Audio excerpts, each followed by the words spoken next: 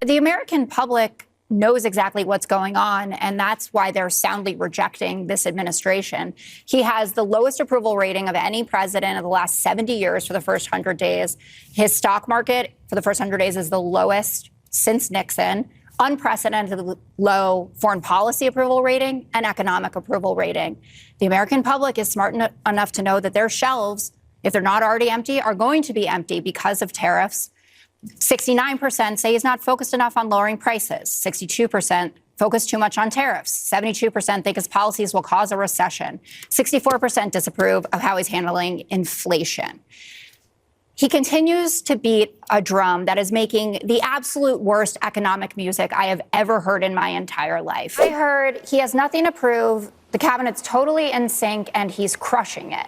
And if any of that were true, he wouldn't be out there lying about everything from election results to how his first 100 days has been. It is the worst first 100 days for a president in 70 years. That's not true. And it's objectively true, actually. No, it's not objectively true. And we can't interrupt when we're in. No, it's based on the data on approval rating. That's what it's based on. The approval ratings for all of the presidents, and his being the lowest. I guess his platform is, I'm kind of the Grinch. Did you hear him talking about Christmas time and how many dolls you're going to get? So the little girl, she was going to get 30 dolls, but now she's only going to get 2 dolls. The man who brought back Christmas isn't going to deliver for little Cindy Lou Who. Well, maybe the children will have 2 dolls instead of 30 dolls, you know? And maybe the 2 dolls will cost a couple of bucks more than they would normally. But we're not talking about something that we have to go out of our way. They have ships that are loaded up with stuff, much of which, not all of it, but much of which we don't need. Should he back off of it if it starts to hurt the constituents? When we start losing, you back off. You know, there's such a thing as a strategic retreat. What's the impact on your constituents if these tariffs go through? Well, it wouldn't be good. You know, I come from an agricultural area. Canada and Mexico are 2 of our top trading partners. I'm certainly concerned. It's going to affect a lot of companies. We're going to have to adjust some prices for it. But the president is tired of people taking advantage of our country. We all have a role to play in this to right-size our government.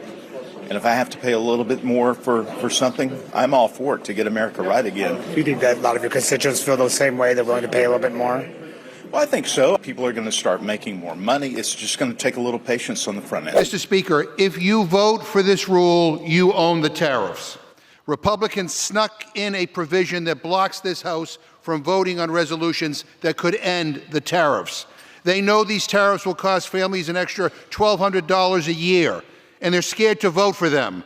So instead of letting Congress do its job, they're shutting down the debate. They're hiding, and they're shielding themselves from any accountability. And do you know who's going to feel the pain, Mr. Speaker? It's working families, it's small businesses who are already struggling with high costs. It's farmers who are already the victim of retaliatory tariffs. Meanwhile, the stock market was in a free fall yesterday, and today it's going down again. Retirement accounts have taken a huge hit. Ontario is already hitting us with a 25% electricity surcharge, hurting families in Minnesota. In fact, I saw a breaking news story this morning that Trump's now escalating his trade war by doubling tariffs on Canadian steel and aluminum. It's very clear from all of us that today's debate and discussion has made the House Republican agenda very clear. It's giveaways to billionaires, huge cuts to health care and Social Security, attacks on due process, and we should not lose sight, of course, of the other big crisis happening right now that Donald Trump, of course, is causing. Now, in the coming weeks, every American is going to be impacted by Donald Trump's insane and destructive trade and tariff agenda. Now, we already know that the Trump tariffs are just a sales tax that hits the poor and working people the hardest. I also represent one of the biggest ports in the U.S., the second largest container port in the country. And I'll tell you right now that goods simply aren't coming.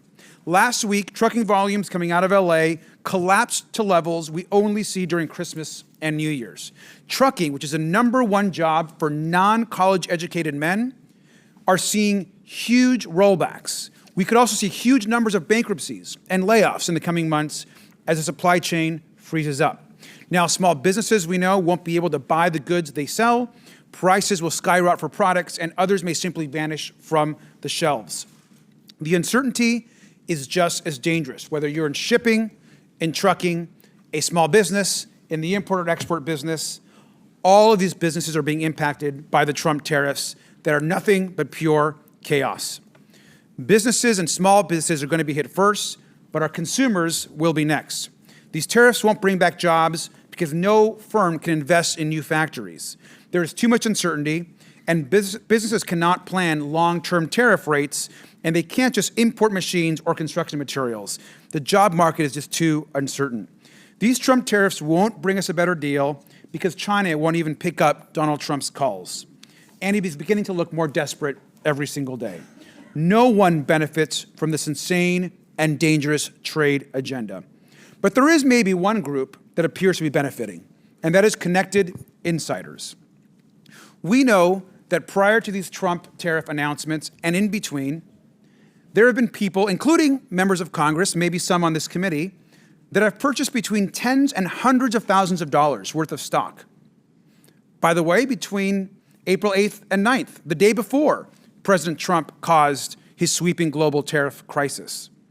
Now, we know that even the day before Trump's announcement, a certain member and maybe others dumped between $50,000 and $100,000 in Treasury bills, according to required public disclosures made to the House. Now, of course, there's no direct evidence today that anyone has been committed of doing any wrongdoing, and certainly we have no evidence that anyone had any advance notice of what Trump was doing and his decision to undo some of the tariffs. But we do know that the day before the announcement, Trump posted, and I quote, "This is a great time to buy," end quote. This should raise concerns to all of us. The public needs to trust us. Who knew about Trump's chaotic tariff announcements? Who invested in the stock market? And what insider information did they know? Now, we don't know specifics of the announcement, of course, and who was in the room and made these decisions and who purchased all the stock. We also don't know who's getting direct insider information on future announcements and future deals. So this amendment brings clarity, and it's quite simple. It will suspend the implementation of this toxic and dangerous legislation if we determine that the president or the head of any executive agency or any member or employee or contractor of DOJ is found to have committed insider trading related to the imposition of the tariffs. This is a common sense, good government measure to ensure trust and honesty and to bring a certainty to our tariff policy. So it seems as though Donald Trump was banking on the entire country being so racist and fascistic and caught up in the MAGA cult and the hype train that none of us would notice the horrible policy decisions that he's making. None of us would notice the executive orders that he's putting forth and how he's destroying people's lives in the process and not caring whatsoever.